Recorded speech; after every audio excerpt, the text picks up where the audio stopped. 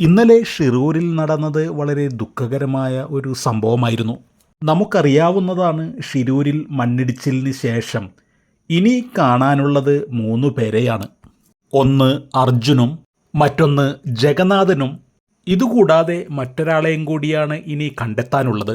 ഈ ജഗന്നാഥൻ്റെ കുടുംബം ജഗന്നാഥനെ കണ്ടെത്താൻ വേണ്ടിയുള്ള സമരവുമായി മുന്നോട്ടു പോകും എന്നാണ് പറയുന്നത്.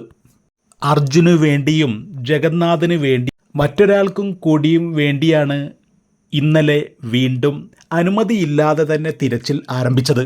പക്ഷേ കുറച്ചു നേരം കഴിഞ്ഞപ്പോൾ പോലീസുകാർ വന്ന് ഈശ്വർ മേപ്പയെ കരയിലേക്ക് കയറ്റുകയായിരുന്നു.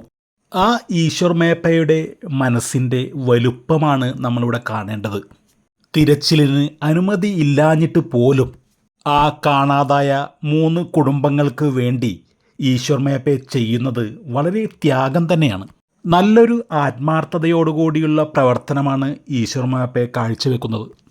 ഇന്നലെ ഈശ്വർ മേപ്പയുടെ തിരച്ചിലിൽ ഇന്നലെയെങ്കിലും ആ ബോഡികൾ കണ്ടെത്തുകയാണെങ്കിൽ ആ കുടുംബക്കാർക്ക് അതെങ്കിലും കണ്ടുകൊണ്ട് സമാധാനിക്കാമല്ലോ എന്നുള്ള ആ ഒരു ചിന്ത കൊണ്ട് തന്നെയാണ് ഈശ്വർ മേപ്പെ ഇന്നലെ ഗംഗാവാലി പുഴയിലേക്ക് ഇറങ്ങിക്കൊണ്ട് ഡൈവ് ചെയ്യാൻ വേണ്ടി ശ്രമിച്ചത്. പക്ഷേ പോലീസുകാർ വന്ന് ഈശ്വർ മേപ്പയെയും മറ്റു ടീമംഗങ്ങളെയും കരയിലേക്ക് കയറ്റുകയായിരുന്നു.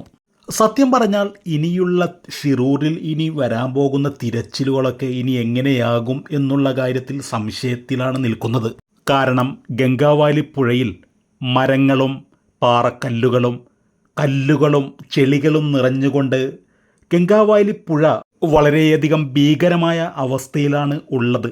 അതുകൊണ്ട് തന്നെ ഈശ്വർ മേപ്പയും മിനിയാന്ന് പറഞ്ഞിരുന്നു, അവരും ഇത്ര എക്സ്പീരിയൻസായ ഡൈവർമാർ പോലും അവർ കൈവിട്ടിരിക്കുകയാണ്.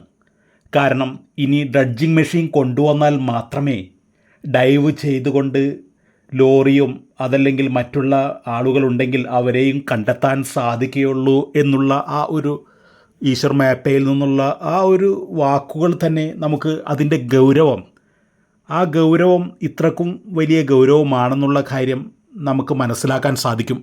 എന്തായാലും നമുക്ക് കാത്തിരിക്കാം. ഗോവയിൽ നിന്നും ഡ്രഡ്ജിങ് മെഷീൻ കൊണ്ടുവന്ന് വീണ്ടും തിരച്ചിൽ നടത്തുന്ന ആ ദിവസത്തിന് വേണ്ടി നമുക്ക് കാത്തിരിക്കാം.